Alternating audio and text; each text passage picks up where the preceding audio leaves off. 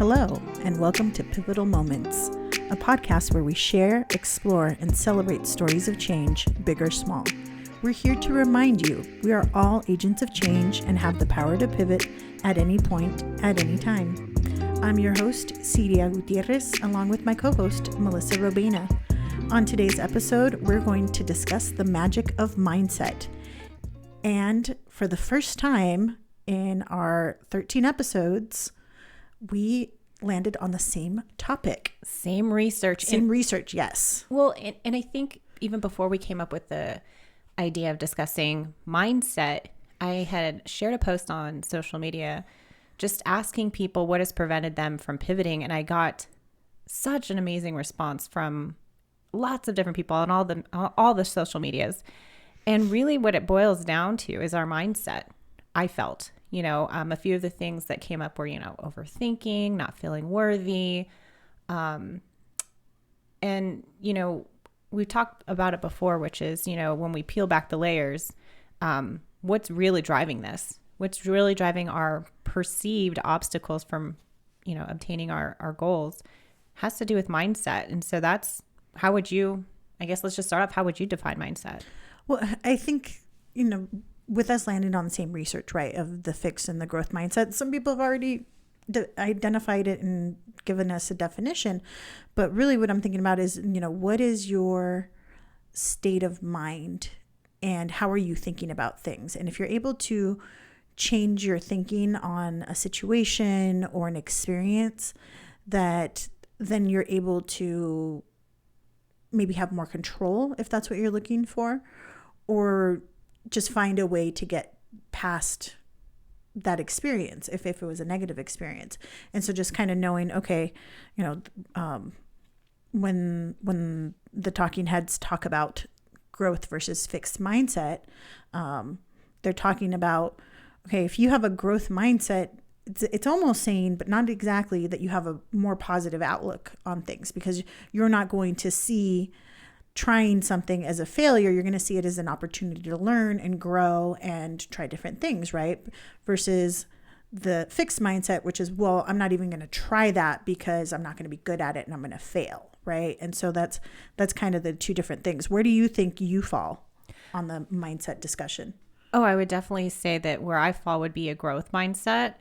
But what really got me thinking about mindset in general is when we were talking about social constructionism in a previous episode and how everything that we say, do, and interact with the world around us impacts our perception, impacts our mindset, how we interpret information. And so for me, that really got the ball rolling for me in terms of, okay, if I am in a fixed mindset, or for those that are in a fixed mindset, can you move from a fixed mindset to a growth mindset? And you absolutely can. And we'll discuss that in a little bit.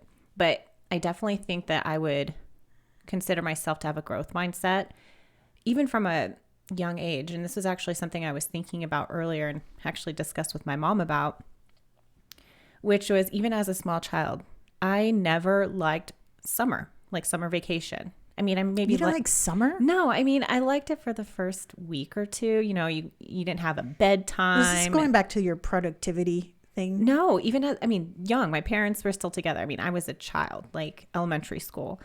And I remember I did not like summer because I felt like after the first 2 weeks, my brain was like going to mush. And so I would plead with my parents to please like buy me, math books or something, some sort of activity book for me to do, because I just felt the need to constantly learn. And the more difficult the task, or, the more detailed the task, the more I actually really enjoyed it. You're such a nerd. I never disputed that. You're right. I'm absolutely a nerd, but I embrace that now. What would you consider yourself to be, a growth or a fixed mindset? I think once I got the language for it, I definitely was like, oh yeah, no, I've got a growth mindset for sure. And I don't think of things being, limited or that I'm unable to do anything. And I don't know if that's a good thing or a bad thing, because I'm willing to try just about anything and be like, okay, I'm going to try it. I'd rather try something and not be good at it, then never take the risk of doing that. And I've been like that forever. So, but I did not have the urge to ask my parents for, extra summer homework. Oh my gosh. That would never have happened at my house, besides the fact that, there was all kinds of craziness going on. But I would always just use those opportunities to just be creative. And I think that that's part of where the growth mindset can really, maybe not get out of hand, but sometimes I get really big ideas. And so then it's like, okay, how do I do that? Mm-hmm. Well, and there's always a balance, right? And for everything. So just because you have a growth mindset, sometimes you can be those dreamers. And it's like, okay, well then how do you put pen to paper? How do you start to execute some of these things? But for those that may not know what a growth mindset is, the research that I did, you probably came across it in yours as well, was actually started by a woman named Sarah Dweck, and she is a professor of psychology at Stanford University. And I was watching a video. She wrote the book on this. Yeah, she did. So I read the book a while ago, and it's a fantastic book. I highly recommend it. I'm sure, Melissa, have you read it? I have not read it, surprisingly. Oh, it's so good. And so I do want to just have you go on with that, but just let me tell you how I got to the book. Part of what I do is when I have people who I admire, I ask them questions. And one of the questions where I nerd out is, it's like, what are you reading? What do you read? What do you recommend? And one of the founding partners at my law firm, he was like, oh, you have to read Mindset. Have you read that? I was like, no, I have no idea what you're talking about. So as soon as he recommended it, being the good little brown noser that I am, I went ahead and I read the book, but it was just the way that she phrased things. It was like, oh yeah, no, totally. I have a growth mindset. But what's interesting is that I could see where in certain situations it might be fixed. Mm-hmm. And so just kind of seeing those different things, but that's how I got to it. How did you get to her and the research? Well, a lot of the work that I do has to do with positive psychology. So I've heard of her before. Always looking at, if you're wanting to make sustainable changes, it's best to come from a growth mindset. But what I found interesting, I was watching a video of hers earlier in the week, and she was talking about how she had conducted studies with thousands of young children around the age of 10.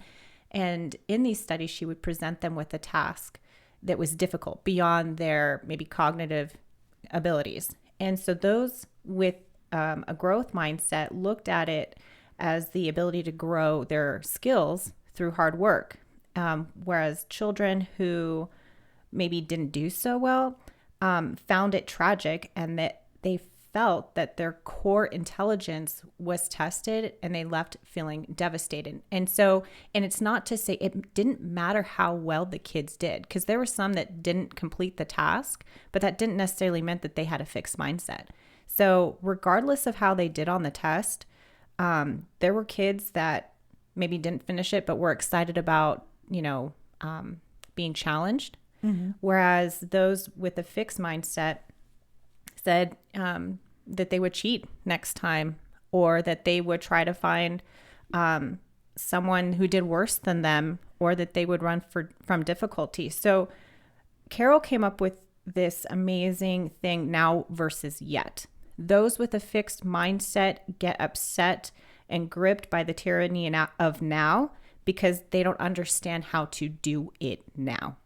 Whereas those with a growth mindset, they say, okay, I may not understand, and maybe I can't do this yet.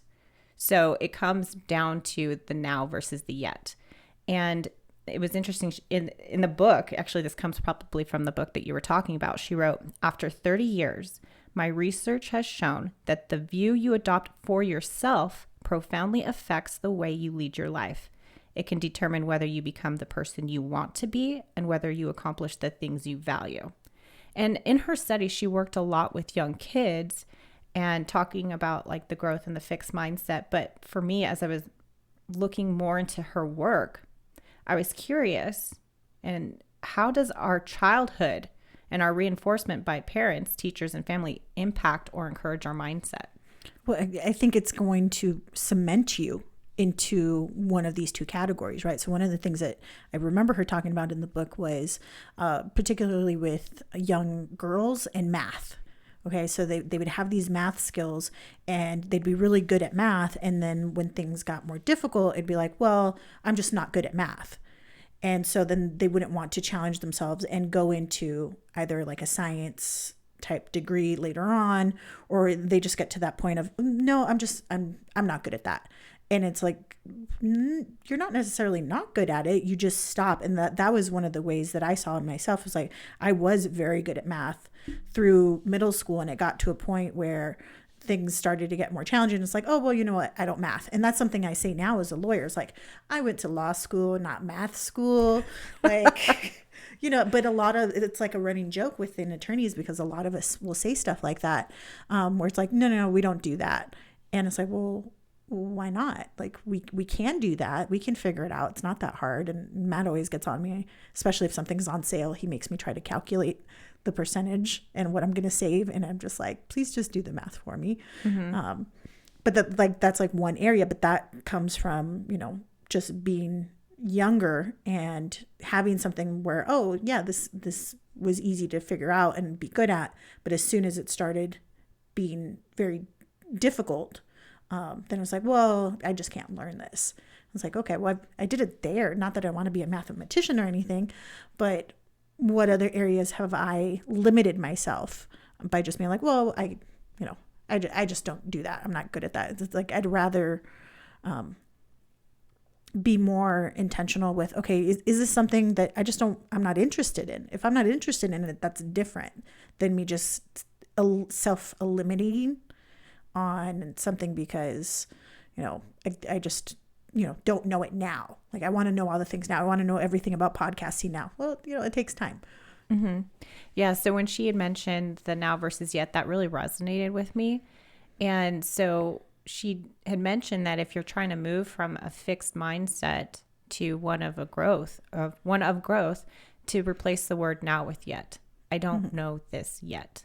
I don't know how to podcast yet. I don't know how to, hit that sales mark yet. And, so I think with that, it can slowly change your mindset, because I think our inner dialogue really drives a lot more than we probably think, mm-hmm. because of the things that we tell ourselves kind of almost become like the law that we abide by. Well, not only that, your brain is listening and your subconscious is listening. So if you tell yourself, I don't math, your brain's like, yeah, I guess we don't math. That's something we don't do. And then it reinforces that with pulling up stories and other things of where you didn't math very well. And it's like, okay. But if instead it's like, okay, well, you know what? I'm just, I'm not very good at this yet. Mm-hmm. If you're telling your brain that, then your brain's like, oh, yeah, you're right. We're not at there yet, but we're going to keep going. And then you have those reinforcing messages, which is where it can get difficult, right? If you have a fixed mindset and you've just decided, no, I can only do this, you're not even going to try anything else because you're too afraid of the failure. So in segment 1, we were talking about fixed versus growth mindset. And, some listeners might say, wow, I do get deterred from challenges pretty easy. Maybe I do have a fixed mindset. But there is good news though, which is you can change. That saying that, old dogs can't learn new tricks, that is wrong. That is absolutely wrong. The brain isn't fixed, and neither should be the mind. And so that's where, there's neuroscience supports that our brains continue to develop and change regardless of age. And there's a term, neuroplasticity, that refers to the brain's ability to change and adapt as a result of experiences. So what I was reading was that new neural pathways are created by doing and thinking. So in other words, the more that we say and do tend to become hardwired. These are things that we know as habits. So we can form new habits, but we just have to be mindful in trying to create them and execute them often so that it just becomes second nature to us. Mm-hmm. Yeah. So you have to think about it as, you're creating new paths in your brain, right? But mm-hmm. like the first time that you are excavating a mountain to create a trail, right? The first time it's going to be hard. There's not going to, I mean, when they were building those trails back, during, what was it? When they were doing the Hoover Dam and all that stuff back in the 1920s, the National Forest Service basically put a bunch of people to work in now I got the term, the Great Depression. They would get people together, and then the Forest Service just went out and they just put people to work. That's when they made the Hoover Dam. That's when they started making national parks and trails, and all of that was under, I think, President Roosevelt. If I got that wrong, don't hate me. Don't send hate mail on that. But the first time you're going to do that, those paths are going to be difficult to make. There's going to be a lot of terrain that needs to get undone. You're going to have to possibly break old habits that you have. But then little by little, that path is going to get wider, it's going to get bigger, and it's going to get stronger. And then before you know it, we're all walking up the Mary Jane Falls and being unimpressed by the waterfall at the end of it. That is a local joke for Mount Charleston. Mary Jane Falls is a hike here in Las Vegas that in theory has a waterfall year round. Has a trickle. It's lies. It's a trickle. Yeah. I mean, I spit more than that. But we can get there, right? Mm-hmm. And so and that's really, when you're thinking about it, it's like, okay, it's something that you have to build on, and the more that you do this, the stronger that road, that path is going to be within your brain, and then it's going to be a no-brainer. So, hence the term no-brainer. Like it goes into your subconscious, and you're just like, absolutely, I'm going to be able to, I can figure that out. And so what's interesting is if you give somebody a task, and some people will be like, well, no, like, you can't give me that task. I've never done this before. And other people will be like, yeah, sure, I'll take it, even though they've never done it before, because of that mindset ability. Well, and coming back to Carol Dweck's work, they did brain studies, images, and those with the growth mindset, those neural pathways are just firing like crazy. So you see a very active brain, whereas the fixed mindset, there's not much activity going on because that person isn't being challenged.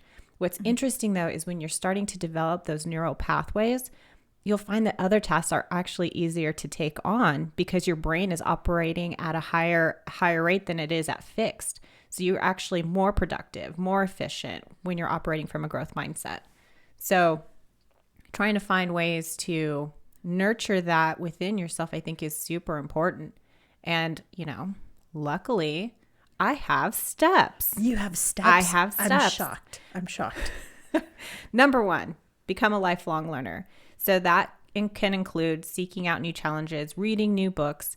More importantly, go outside your comfort zone, which is what I heard a lot about when I was asking people what held them back from doing something, was going out of their comfort zone. Number 2, embrace imperfections, failures, and setbacks. So earlier we talked about the word yet. So try to incorporate, the use of the word yet, and to perhaps replace the word failing with learning. I'm not failing at something, I'm learning something. So I think that is super powerful. Next is your viewing learning as an opportunity. So one thing that I came across was to try different learning tactics. And I think that is, to me, learning new styles, or learning what my learning style is super important, because in school we're only taught one way. And if we don't understand, like in your case, math, if I don't understand it, that's it. I can't learn it. But maybe there's just a better way to learn it. And for me, I've found that as I've gotten older, I'm actually a visual learner. So I have to see it. If something's trying to be explained to me auditorily, I can't do it. It's not going to resonate with me. So I think understanding your learning style, and if it's not being taught or to you the way that you know that you need to learn, fix that.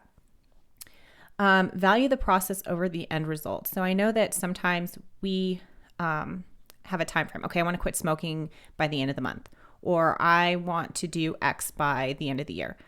I think understanding that you're creating those new neural pathways and that it's going to take some time. So if you don't quit smoking by the end of the month, at least you're taking steps towards that goal. Give yourself, some space and some breathing room to learn this new skill set. Well, and I think on this one real quick, valuing the process over the results, this is true too when you're managing a team. Anytime that you want to reinforce something good that they're doing, because again, they're building those neural pathways on how to do the work that you want them to do. It is so much better for you to praise the effort than it is for you to praise the result. Absolutely. And that's actually something that Carol Dweck had mentioned in her studies is, we're so focused on getting that A, or if a kid's not understanding something, it's more of that grade. It should be yes, or, you're there or you're not. And so she was talking about that by giving kids a pass or fail grade, that actually deters them from wanting to try anything new. So I found that to be interesting.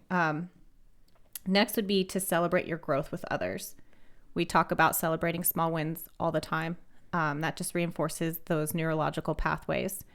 5 is provide regular opportunities for reflection.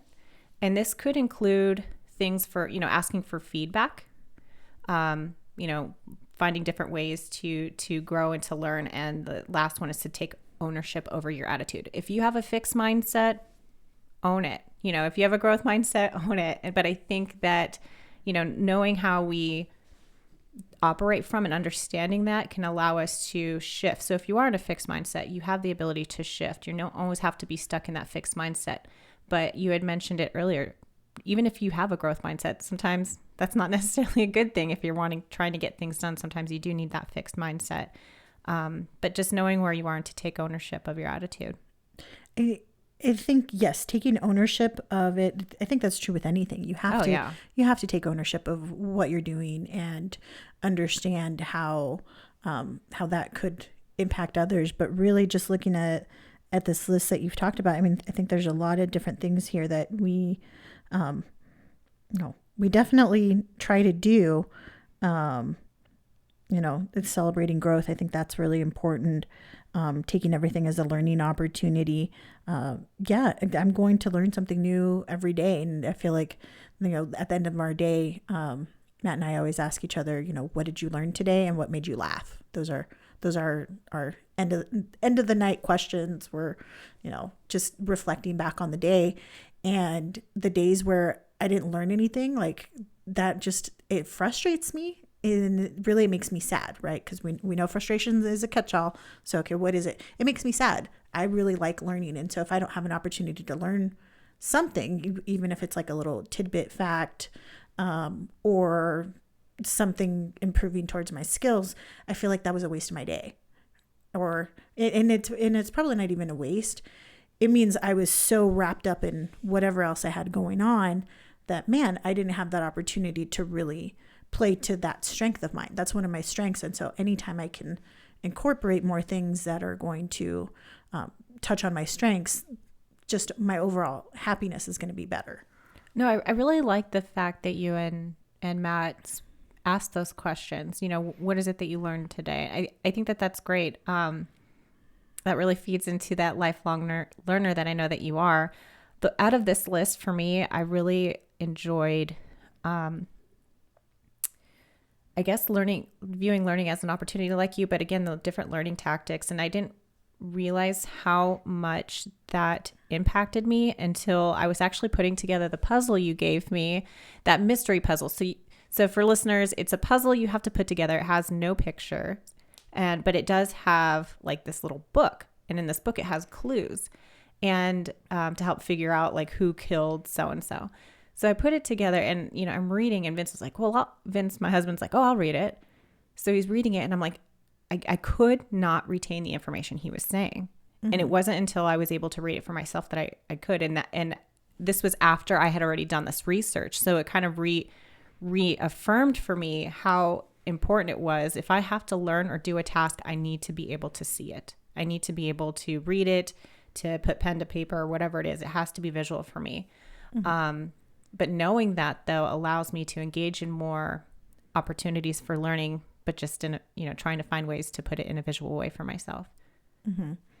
Trying to find what's going to work. But at least, that goes to my number one thing. You have to know yourself, right? You're a visual learner, mm-hmm. right? And so even as we've done this podcast, like we've done a lot more visual background things to help make sure that we're understanding we're on the same page, right? Because, for you prefer to storyboard things and, my mind might work a little bit different, but that's okay. Like you have to know what's going to work for you. And that's the same thing if you're dealing with, with kids, you know, and neither of us are parents, right? But there are children in our lives. And so part of helping them with these mindset issues, because, you know, we're all interacting with people, is just helping them, you know, compliment them, not on, oh, wow, that's so great, you got an A. It's like, wow, you know, you must have learned a lot.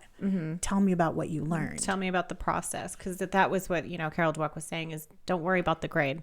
If your child is putting in the work, is putting in the process, praise the process, not the grade. And that helps them not feel deterred if, you know, they didn't get that A, you know? So it's willing to try new things. Absolutely. It encourages them to keep trying. Yeah. Cause you don't, you know, were you in the band?